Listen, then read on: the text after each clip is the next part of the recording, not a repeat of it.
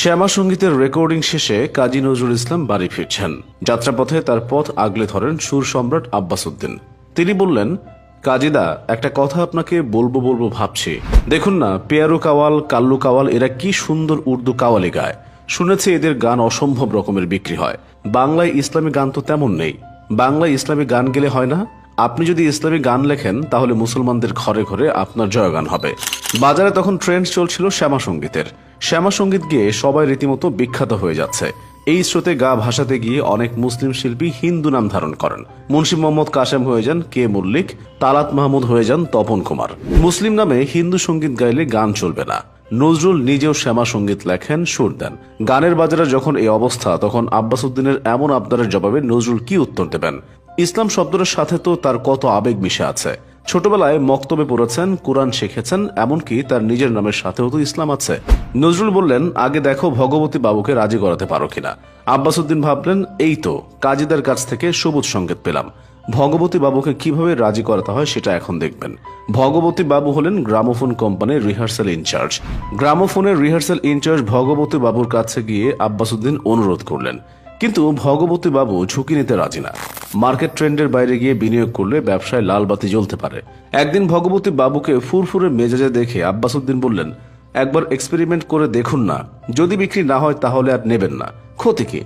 ভগবতী বাবু আর কত না বলবেন, এবার হেসে বললেন, নেহাতি নাছরবান্দা আপনি।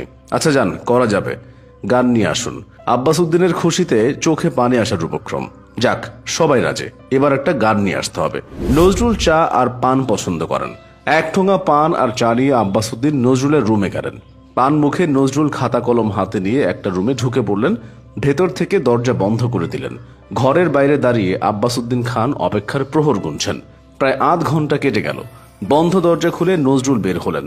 পানের পিক ফেলে আব্বাস উদ্দিনের হাতে একটা কাগজ দিলেন। এই কাগজ তার আধ ঘন্টার সাধনা, যা আব্বাস উদ্দিনের 6 মাসের পরিশ্রমের ফল।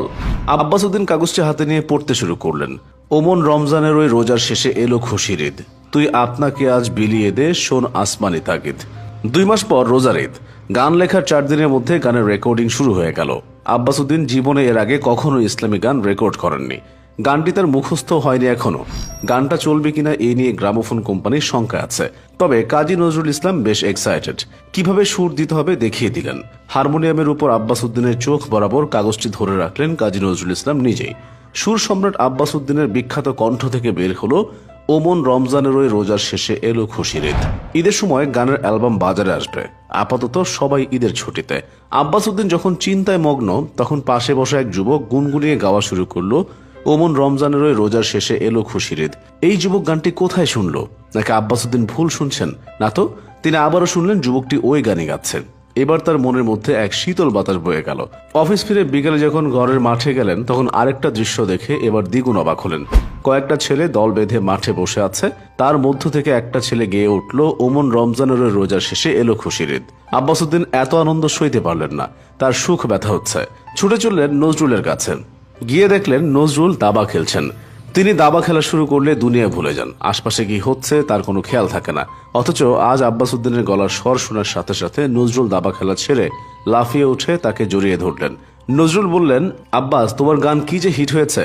অল্প কয়েকদিনের মধ্যে গানটির হাজার হাজার রেকর্ড বিক্রি হয়। ভগবতী বাবু দারুণ খুশি।